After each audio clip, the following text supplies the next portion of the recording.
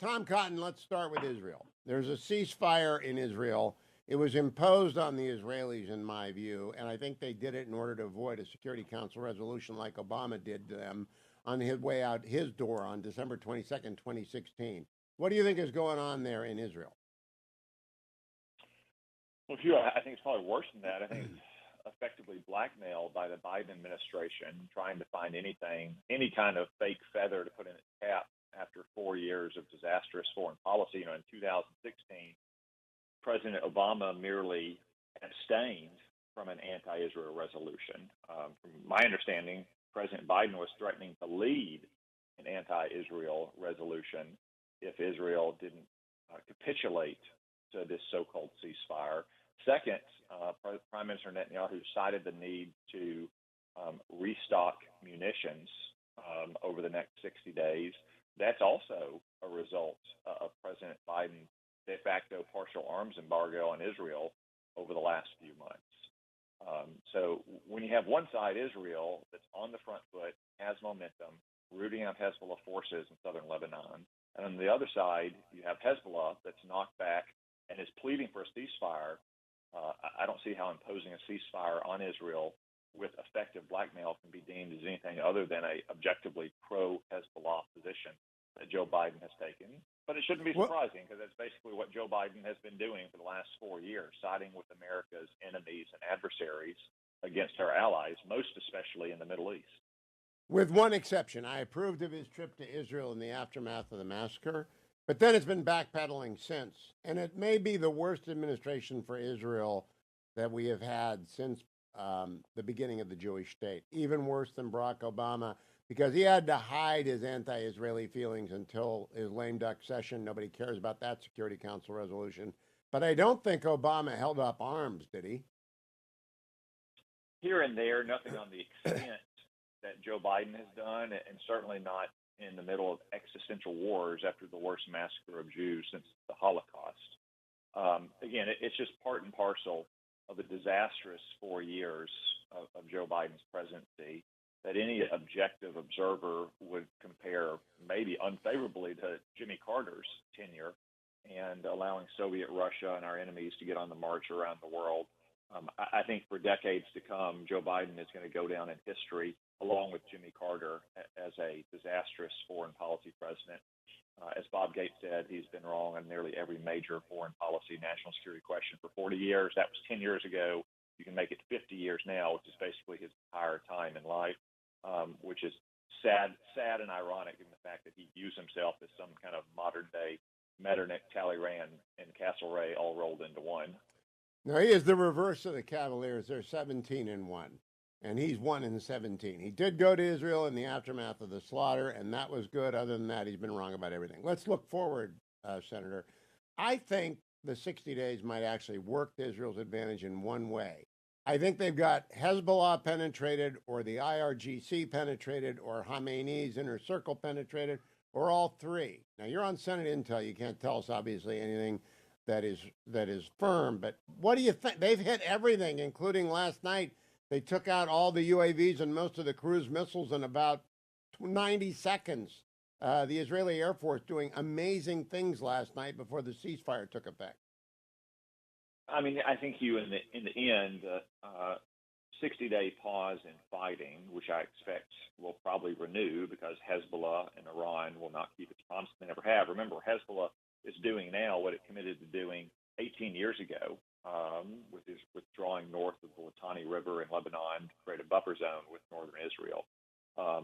Israel does have exquisite intelligence capabilities against the enemies on its borders, and it will begin to stockpile more munitions, and certainly I would expect that to accelerate starting on January 20th. It seems to me that the Prime Minister and the government of Israel has made a decision in the last few months to settle all the family business with Iran and its terrorist proxies, and America should back them to the hilt in doing so. What I told Leland, I think you're right. I told Leland Bittert last night, Brian Hook is running the transition for Senator Rubio. I expect maximum pressure to return. Do you, Senator Cotton? I do, because Iran is now exposed on its flanks in a way it never has been. Even when President Trump's successful Iran policy came to an end 4 years ago, you still had Hezbollah that appeared strong and had over 100,000 missiles and rockets.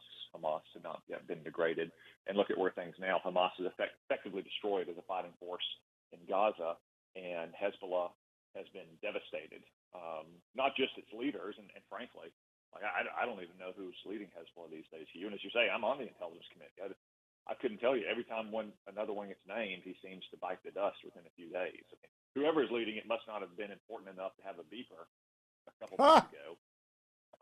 Senator, congratulations, by the way, on becoming the chair of the conference. Congratulations on becoming the chair of the Intel Committee.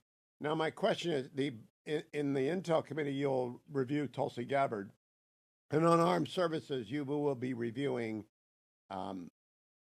Pete Hegseth, and on Judiciary, you will be reviewing Pam Bondi. Do you expect any of these nominees not to make it through?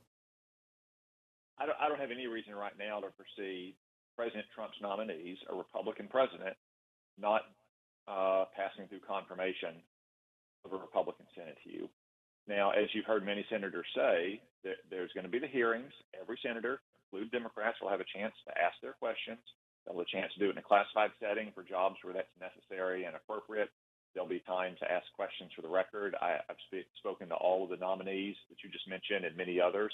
They're all committed to providing exactly that kind of transparencies and those answers to senators. But I expect we'll do that. Not only do it, Hugh, but do it promptly. In 2017, President Trump only got 2 nominees through on the first day. In 2021, what goes around comes around. Joe Biden, I think, only got 1 or 2 as well. So both parties have made their point. We should go back to the traditional custom. In 2009, Barack Obama got 9 cabinet nominees confirmed in the first 48 hours.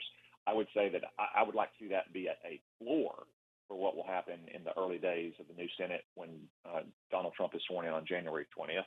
I, for one, expect to be holding hearings in the Intelligence Committee in the 17-day period, January 3rd, when the new Senate takes office, until Donald Trump is inaugurated on January 20th and can formally submit nomination papers. And then we should go right in after President Trump takes his hands off the Bible and gives what I'm sure will be an excellent speech. We should go right back to the Senate chamber and start confirming those nominees. And get the budget reconciliation package done. I really hope that it's not business as usual. Last question. When do you expect the budget resolution to pass, Senator, and then the trailing bills to follow, including the Trump tax cut? Well, I agree with you, Hugh. Sooner rather than later. A lot of those tax cuts expire at the end of next year. Many of them are very important business provisions. So businesses, especially smaller businesses, need the kind of planning certainty for their taxes to make investments and hire more workers. I know that Senator Thune, our new majority leader, Senator Graham, the chair of the Budget Committee, Senator Crapo, the chair of the Finance Committee, are committed to moving as quickly as we can. We also have to deal, of course, with the House of Representatives, which has a narrow margin. And in some of these measures, they'll have to take the first steps under our Constitution. They either raise revenues or appropriate money. But I do expect that everyone is going to want to move as promptly as we can to give certainty and permanence to the American people, especially small businesses. Senator Tom Cotton, happy Thanksgiving to you and yours, and have a wonderful, wonderful time. I'll talk to you in 2 weeks. I'll be gone next week, but I will talk to you in 2 weeks. Thank you so much for joining me, and go Buckeyes. Thank you, Hugh. Happy Thanksgiving all.